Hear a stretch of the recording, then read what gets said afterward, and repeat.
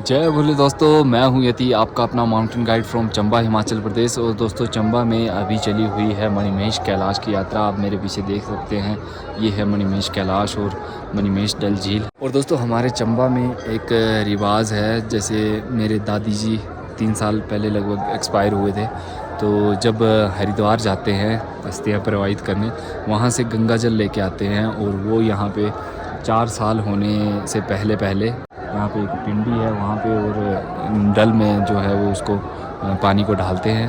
तो उसके लिए मैं यहाँ पे आया हूँ अपनी दादी जी का वो गंगा जल लेकर। जो मेन यात्रा रूट है हड़सर से, उसी रूट से मैं आया हूँ। तो मैं आपको इस वीडियो में पूरी डिटेल में बताऊँगा कि ये मणिमहेश यात्रा किस तरह से की जाती है, क्या इसकी स्टोरी है, वो सारी मैं आपको इस वीडियो में डिटेल में बताऊँगा। तो चलिए आप भी मेरे साथ इस मणिमहेश कैलाश की पावन यात्रा पर।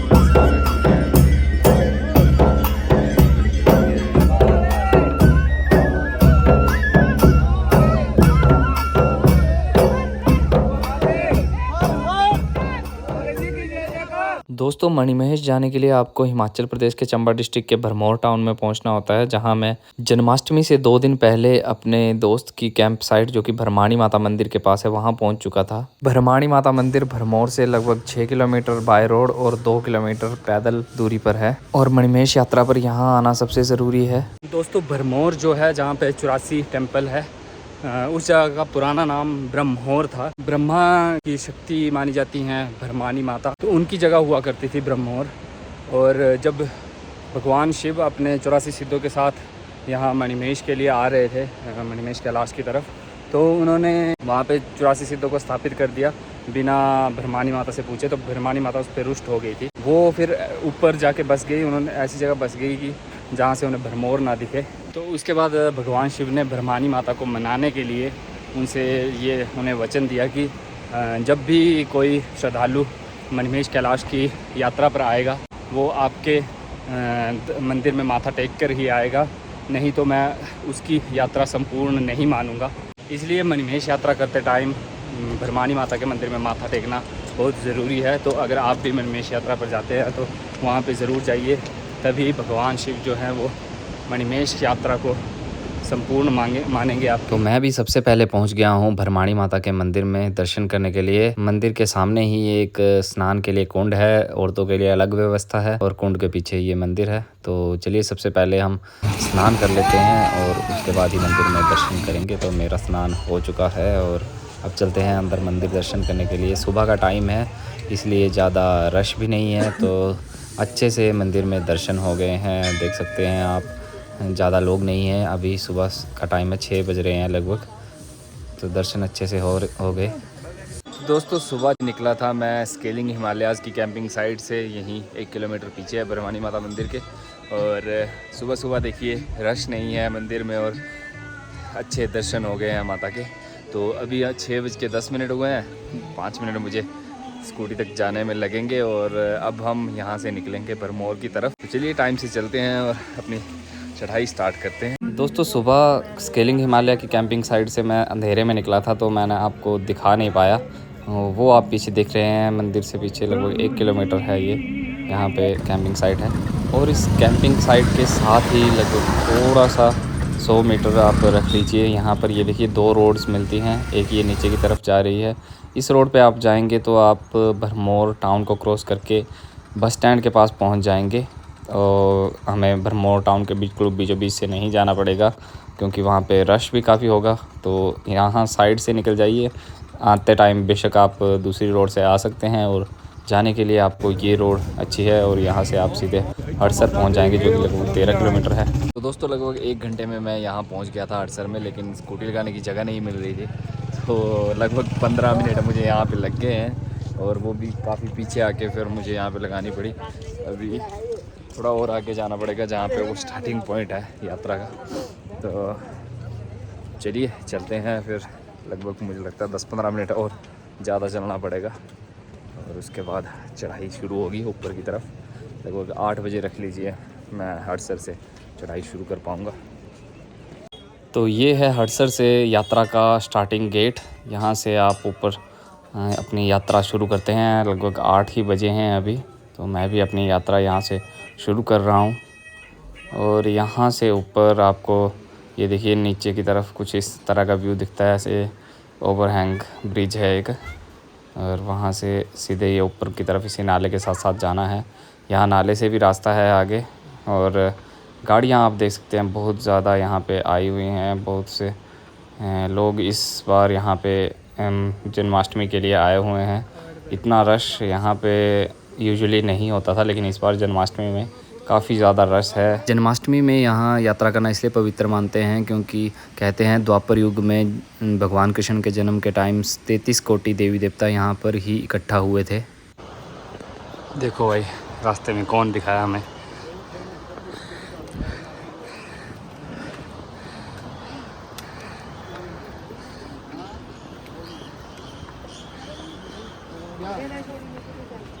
पहचानते हो इसको?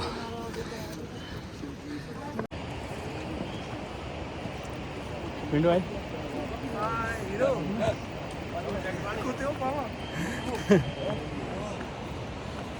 भाई कैसे मिले हैं?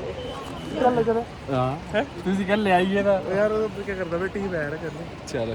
तो ये थे अपने बर्थडे ट्रैकर टीम के सदस्य परविंदर खोसला और पिंटू भाई। तो ये भी अपनी फैमिली के साथ यहाँ पे मणिमहेश यात्रा पर आए हैं। शायद ये भी बाकी लोगों की तरह संडे और जन्माष्टमी की छुट्टी का फ़ायदा उठा रहे हैं, तभी इतना ज़्यादा रश है इस बार मणिमहेश यात्रा पे। ये जो आप ब्रिज देख रहे हैं ये सिंगल क्रॉसिंग ब्रिज है, जो कि मैक्सिमम टाइम बारिश की वजह से बह भी जाता है, तो यहाँ पे ज़्यादातर रश रहता है। एक एक कर दे आंटी। अच्छा अपने वास्ते कि भगवान वास्ते?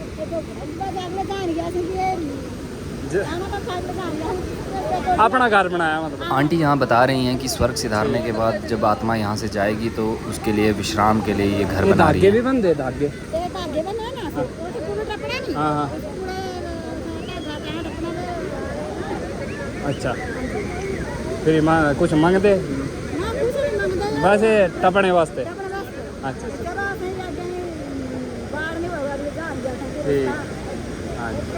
इसके बाद आंटी इन पुल पे लगाए हुए धागों के बारे में बात कर रही थी। ये इसलिए लगाए जाते हैं ताकि वो उनकी यात्रा अच्छे से हो जाए और किसी प्रकार की कोई बाधा ना आए उनके रास्ते में, और सही सलामत उनकी मणिमहेश कैलाश यात्रा संपूर्ण हो जाए।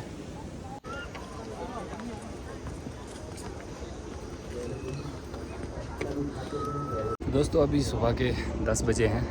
8 बजे मैं नीचे से चला था हड़सर से, और अभी पहुंचा हूं धनछों में। आप देख सकते हैं यहाँ रहने और खाने की अच्छी व्यवस्था है। तो अगर आप पहाड़ों में चलने के आदी नहीं हैं और पहली बार आ रहे हैं या फिर, तो आप धनछों में रुकिए फर्स्ट डे, फिर सेकंड डे ऊपर मणिमहेश में स्टे कीजिए। तो ये है धनछों।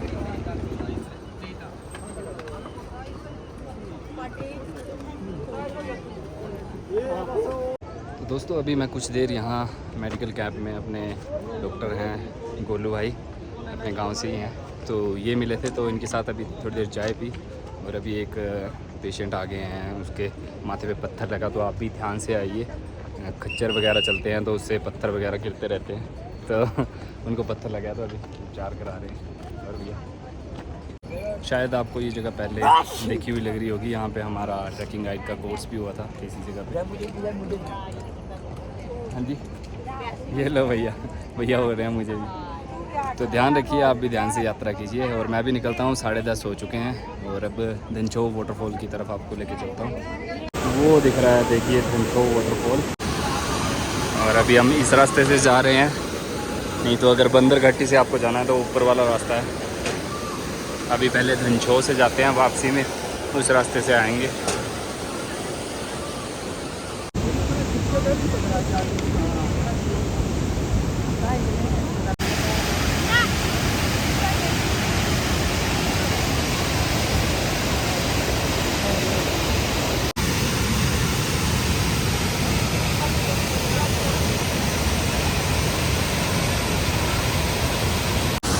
तो दोस्तों, इस वाटरफॉल का नाम है धनछो, और इसी वाटरफॉल के नाम पर इस जगह का नाम धनछो है, इसको धनछो बोलते हैं। दोस्तों, ये धनछो वाटरफॉल से होकर ये रास्ता आता है ये, और ये वाला जो बांदर घाटी वाला रास्ता है ये ऊपर से जाता है ऊपर, वहाँ से आगे जाकर ये दोनों मिल जाते हैं। और इस साइड से भी रास्ता जाता है, लेकिन हम उस साइड को जाएंगे, फिर आगे शिव घराट दिखाएंगे।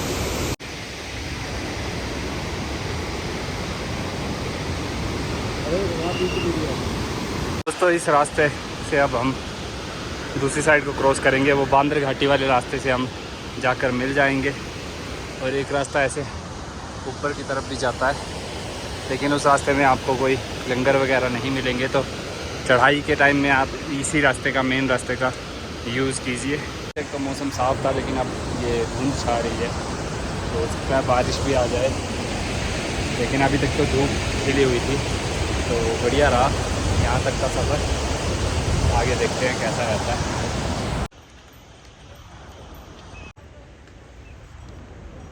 दोस्तों, ये आप पीछे देख रहे हैं, ये है शिव घराट। इस चट्टान के साथ आप अगर कान लगाएंगे अपना, तो वाटर मिल जो होती है, जो ट्रेडिशनल यहाँ पे मिलती है पहाड़ों पे, पानी से चलने वाली चक्की, तो उसकी तरह आवाज़ आती है, तो शिव का घराट इसको बोलते हैं। देखिए दोस्तों, वहाँ टॉप पर अगर पहुँच गए तो गौरीकुंड पहुँच गए आप, लेकिन अभी काफ़ी दूर है। ये ऊपर वाला रास्ता गौरीकुंड के लिए जा रहा है, नीचे वाला भैरव घाटी की तरफ से, और दूसरी साइड से भी जो रास्ता आ रहा था, मैंने बताया था आपको पहले, धनछो के ऊपर से। हाँ जी, चलो चलो। कहाँ से आए हो भाई? हम DBN से, पंजाब से, गुरदासपुर। अच्छा, गुरदासपुर से। दोस्तों, ये मेरे आप पीछे देख रहे हैं सुंदरासी। लगभग 12:30 बजे मैं यहाँ पे पहुँचा था, और कुछ देर मैंने चाय पानी यहाँ पे किया। खाने की व्यवस्था यहाँ पे है, भंडारा आपको यहाँ पे मिलेगा लास्ट। इससे आगे अगर आप ऊपर की तरफ जाएंगे तो अब गौरीकुंड में ही आपको भंडारा मिलेगा ऊपर। यहाँ से अब आप रास्ता आप चुन सकते हैं। अगर ऊपर ये गौरीकुंड वाले रास्ते से अगर आपको गौरीकुंड जाना है तो इस रास्ते से जाइए। जैसे मैं नहीं जाऊँगा, क्योंकि जैसे मैंने आपको बताया दादी जी का मैं गंगा जल लेके आया हूँ, तो फिर मैं गौरीकुंड नहीं जाऊँगा और भैरव घाटी वाले रास्ते से जाऊँगा। गंगा जल को जो है वो गौरीकुंड के रास्ते से लेके नहीं जाते हैं, तो इसलिए मैं साइड से निकल जाऊँगा गौरीकुंड के। हालांकि आपको गौरीकुंड ऊपर से दिखा दूँगा इस तरह का है, बाकी इस भैरव घाटी वाले रास्ते से चलते हैं।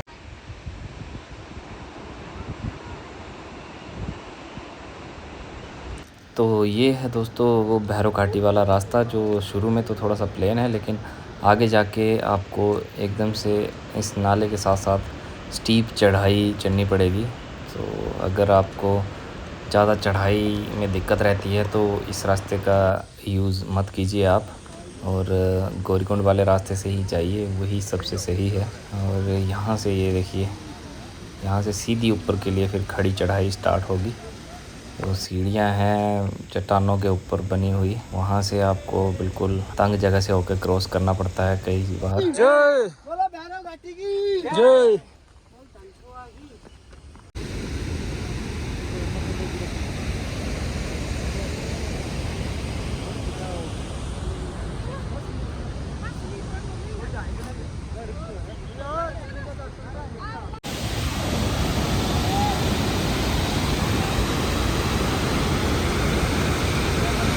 भैरवघाटी की चढ़ाई दोस्तों ख़त्म हो चुकी है और गौरीकुंड पहुंच चुके हैं। और बारिश तेज़ हो गई है, रेन कवर निकालने का टाइम आ गया है। सारा दिन में छुपा हुआ है, बाकी इसे रेन कवर लगाते हैं। दोस्तों ये पीछे आ रहा है गौरीकुंड से आने वाला रास्ता, की तरफ जा रहे हैं मणिमहेश की तरफ, और मैं नीचे वाले रास्ते से आया, तो ये दोनों रास्ते यहाँ पे मिलते हैं। बाकी गौरीकुंड पीछे है, लेडीज़ नहाती हैं यहाँ पे, और मैं तो अभी नहीं जा रहा हूँ। बाकी पीछे देखिए धुंध में छुपा हुआ है, उस साइड जाना है। दोस्तों मणिमहेश डल के दूरी लगभग 1 किलोमीटर रह गई है, बस ये पुल क्रॉस कर रहे हैं और थोड़ी सी चढ़ाई बची है लास्ट, लेकिन धीरे धीरे पैर चलाने हैं क्योंकि हाई एल्टीट्यूड है। दोस्तों अभी बारिश थोड़ी हल्की हुई है लेकिन लगी हुई है, और मणिमहेश से भी थोड़ी धुंध छट रही है। होपफुली दर्शन देंगे मणिमहेश कैलाश। और इस तरफ को तो अभी धुंध छाई हुई है, थोड़ा ही रहा। ये ऊपर आप देख सकते हैं, यहाँ पे है मणिमहेश लेक, लेकिन बिल्कुल धीरे धीरे चलना है, ज़्यादा प्रेशर नहीं डालना है अपने पैरों में लास्ट पार्ट पे। उससे क्या होता है कि सांस फूलने लगती है, तो आपको लंग्स में थोड़ी दिक्कत होने लगती है। तो इससे अच्छा है हल्के पैर उठाने हैं और एक चाल में चलते रहना, रुकना भी नहीं है, धीरे धीरे चलते रहो। दोस्तों अभी हल्की धुंध के साथ थोड़े हेजी से दर्शन आप हो सकते हैं दिए मुश्किल के। बाकी फिर से पीछे से धुंध आ रही है, तो मैं भी फिर से ये कवर हो जाए। तो अभी के लिए तो इतने ही दर्शन, बाकी देखते हैं ऊपर से फिर धुंध छटती है कि नहीं।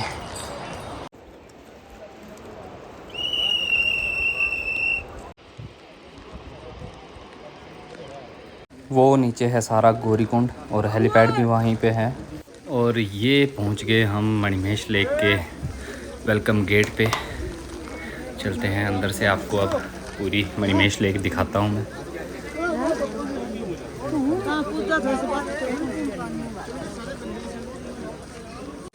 ये लो दोस्तों, पहुंच गए हैं हम मणिमहेश डल झील में। 3 बजने को अभी 15 मिनट हैं और 8 घंटे से लगभग थोड़ा सा कम, 15 मिनट कम समय लगा मुझे हड़सर से यहाँ तक। लास्ट वाले पैच में थोड़ा ज़्यादा टाइम लगता है क्योंकि थकान भरा होता है। इस तरह का कुछ नज़ारा है मणिमहेश डल झील का भी। बाकी मणिमहेश तो बिल्कुल अभी छुप गया है। क्या बोले दोस्तों, अभी मैं थोड़ा गलत कैलकुलेट कर गया। 7 घंटे से थोड़ा सा कम समय लगा, जबकि मैंने 8 घंटे बताया। और डिस्टेंस था 11.6 किलोमीटर, क्योंकि मैंने थोड़े शॉर्टकट लिए और भैरवघाटी से आया। तो लगभग 7 घंटे के करीब का समय आपको लगता है, लेकिन मैं अकेला आया था तो जल्दी आ गया। ज़्यादा टाइम भी लग सकता है आपको, क्योंकि रश काफ़ी है अभी इस टाइम में अगर आप आएंगे तो। और ये देखिए कैलाश के दर्शन भी अब थोड़े अच्छे हो रहे हैं लेक के साथ। अभी देखते हैं कुछ रुकने का। वो देखिएगा अभी पूरी पीक क्लियर दिख रही है मणिमहेश कैलाश की। तो अभी दर्शन हुए, सुबह से बोल रहे हैं कि यहाँ पे धुंधी थी, और अभी जब हम पहुँचे हैं तो अच्छे से दर्शन हो रहे हैं यहाँ पे। और इस तरह कुछ झील का नज़ारा, यहाँ पे रहने की व्यवस्था है। जल्दी से मुझे कुछ टेंट वगैरह करना पड़ेगा, नहीं तो बुक हो जाएंगे सारे। अब धीरे धीरे बारिश भी बढ़ गई है और ठंड भी बढ़ रही है बाहर। तो अभी मुझे एक कैबिन मिल गया है यहाँ पे रहने के लिए, किसी के साथ मैंने एडजस्टमेंट की है। और देख सकते हैं आप, धुंध भी काफ़ी ज़्यादा अब आ गई है, तो थोड़ी देर अंदर ही रेस्ट करते हैं। इस तरह का कुछ कैबिन है, 4 लोगों के रहने की जगह होती है। 2000 रुपये का ये कैबिन होता है। बाकी ज़्यादा लोग भी आप इसमें एडजस्ट कर सकते हैं। बाकी बाहर का मौसम भी अभी साफ़ हो गया है, बारिश रुक गई है और मणिमहेश कैलाश के कितने सुंदर देखिए दर्शन हो रहे हैं। हालांकि कैलाश पर्वत और बादलों की लुका छुपी हमेशा चलती रहती है। कई बार तो 2-2 दिन तक ही लोगों को कैलाश पर्वत के दर्शन भी नहीं होते हैं। पिछले कल भी लोग बता रहे थे कि कोई दर्शन नहीं हुए मणिमहेश कैलाश के, लेकिन अभी तो अच्छे दर्शन हो चुके हैं कई बार। और अभी यहाँ पे लोग पूजा कर रहे हैं और देखिए बादलों के बीच मणिमहेश कैलाश अपना शीश दिखा रहे हैं। मणिमहेश में जन्माष्टमी और राधा अष्टमी के दिन किए जाने वाले स्नान को काफ़ी पवित्र माना जाता है और लोकल लैंग्वेज में इसे नहोण कहते हैं। तो जन्माष्टमी के दिन होता है छोटा नहोण और जब राधा अष्टमी होती है 15 दिन बाद तो उस दिन होता है बड़ा नहोण। तो इन दोनों दिन यहाँ पे लोग स्नान करने आते हैं। लोकल लोग ज़्यादातर राधा अष्टमी के दिन जो कि बड़ा नहोण होता है उस दिन यहाँ पे मणिमहेश डल झील में स्नान करने आते हैं। और कल जो कि जन्माष्टमी का दिन है तब यहाँ पर ज़्यादातर लोग जम्मू कश्मीर के भद्रवाह, डोडा और किश्तवाड़ एरिया के लोग आते हैं और यहाँ पे ये शाही स्नान करते हैं। तो ये सब आप जो देख रहे हैं लोग नृत्य कर रहे हैं, ये जम्मू कश्मीर के भद्रवाह, डोडा और किश्तवाड़ एरिया के लोग हैं जो अपना पारंपरिक नृत्य जो है यहाँ पे कर रहे हैं। ये सभी लोग जन्माष्टमी से एक दिन पहले यहाँ पर मणिमहेश लेक में पहुँच जाते हैं और सुबह सुबह ये यहाँ पे जन्माष्टमी में पवित्र स्नान करेंगे। तो इन्हीं की तरह मैं भी जन्माष्टमी से एक दिन पहले यहाँ पे पहुँच चुका हूँ और सुबह जन्माष्टमी के दिन ही पवित्र स्नान करूँगा और उसके बाद ही वो जो जल लाया है वो यहाँ पे एक पिंडी है जिसकी पूजा की जाती है, उस पर इस जल में से थोड़ा सा जल अर्पित करूँगा और बाकी जल को मैं मणिमहेश लेक में अर्पित करूँगा। और फिर मणिमहेश लेक से भी लोग यहाँ से पानी भरकर अपने घरों में ले जाते हैं।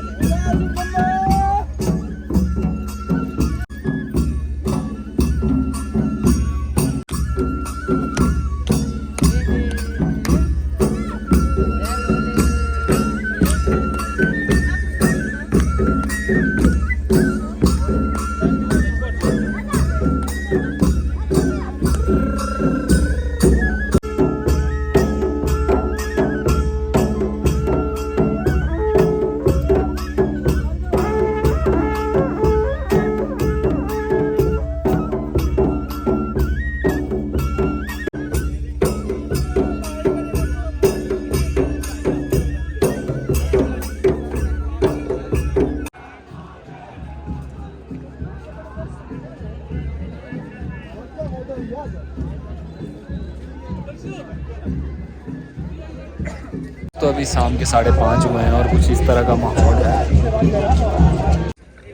ये देखो गाइस सनसेट के टाइम में भाई कैसे दर्शन हो रहे हैं। बिल्कुल क्लियर हो गया मौसम और पानी भी अब ठहर गया है। पूरा प्रतिबिंब यहाँ पे दिख रहा है मणिमहेश कैलाश का। बहुत ही ज़्यादा सुंदर लग रहा है भाई। अभी आरती का टाइम हो गया है और मणिमहेश की आरती हो रही है, देख सकते हैं आप।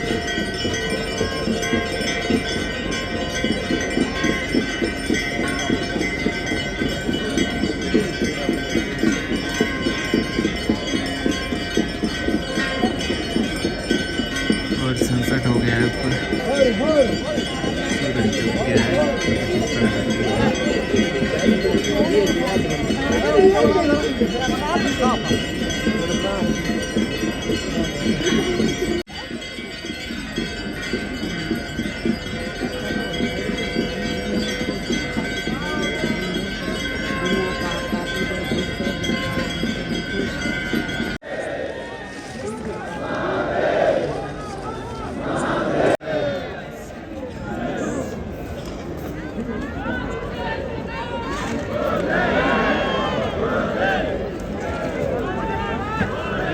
तो दोस्तों ये है कुछ आरती के बाद थोड़ा अंधेरा होने के बाद का माहौल, और इस तरह का कुछ मणिमहेश कैलाश का व्यू है। अभी तो मौसम क्लियर है। अभी तो मैं थक गया था तो मैं सो गया, और लगभग आधी रात के करीब मुझे जयकारों की आवाज़ सुनाई दी और मैं बाहर गया तो देखा कि मणिमहेश कैलाश के ऊपर मणि दर्शन हो रहे थे। आप भी कर लीजिए। और सुबह उठ के देखा तो भाई यहाँ तो बादल छाए हुए हैं और हल्की हल्की बारिश भी शुरू हो गई है। तो मैंने सोचा कि जल्दी से नहा लेता हूँ और बारिश शुरू होने से पहले यहाँ से निकलते हैं। तो ये देखिए नहाकर अब मैं पूजा करने जा रहा हूँ। तो इस तरह का है कुछ सुबह का माहौल, ये देखिए। तो दोस्तों अभी मैंने वो जल वगैरह वहाँ पिंडी में डाल दिया है और डल से जल भी भर लिया है, लेकिन भाई रश काफ़ी था। बड़ी मुश्किल हुई दर्शन करने में, यहाँ पे नहाने में भी रश था, लेकिन चलो नहाने का तो फिर भी कर लिया। वो देखिए दर्शन होने लगे, क्योंकि अभी सुबह जो आए हैं उनको अभी तक दर्शन नहीं हुए हैं मणिमहेश कैलाश के। अभी थोड़ा वहाँ से हटने लगी है धुंध, तो जय भोले की जयकारे लग रहे हैं। अभी थोड़ा बहुत क्लियर तो हुआ है, लेकिन हल्की बारिश है ही है, और आज मौसम ख़राब भी बताया है। तो मैं टाइम से यहाँ से निकल रहा हूँ, क्योंकि कल अच्छे से दर्शन हुए थे हमें मणिमहेश कैलाश के। रात को इवन एक मणि भी चमकती हुई दिखाई दी थी, तो किसी को वो दर्शन हुए हैं, तो मैंने आपको भी करवा दिए। तो अभी मैं यहाँ से निकलूँगा। तो ये थी दोस्तों मेरी इस बार की मणिमहेश यात्रा। इसी तरह से ये सारी यात्रा की जाती है। बाकी आप पीछे वहाँ पे मणिमहेश कैलाश के नीचे कमल कुंड है, वहाँ जा सकते हैं। इससे पीछे अगर आप जाएंगे तो गणेश कुंड और भी बड़ी जगहें हैं, वो तो आपकी अपनी आस्था है, आप कहीं भी जा सकते हैं। लेकिन जो ये मणिमहेश यात्रा थी जो शुरू से शुरू हुई थी, वो इस प्रकार की होती है। यहाँ पर आते हैं लोग और मणिमहेश कैलाश के दर्शन करते हैं। और ये पर भी जब आज जन्माष्टमी है, आज लगती है, और आज के बाद 15 दिन बाद राधाष्टमी तक ये इसी तरह से यात्रा चलेगी। यहाँ पे लोग स्नान करेंगे, और बड़ा स्नान जो होता है वो राधाष्टमी को होता है। तो आप भी आइए, अभी टाइम है, यात्रा चली हुई है, आइए और मणिमहेश कैलाश के दर्शन कीजिए। अब आपसे मैं अगली वीडियो में मिलूँगा, तब तक के लिए जय भोले।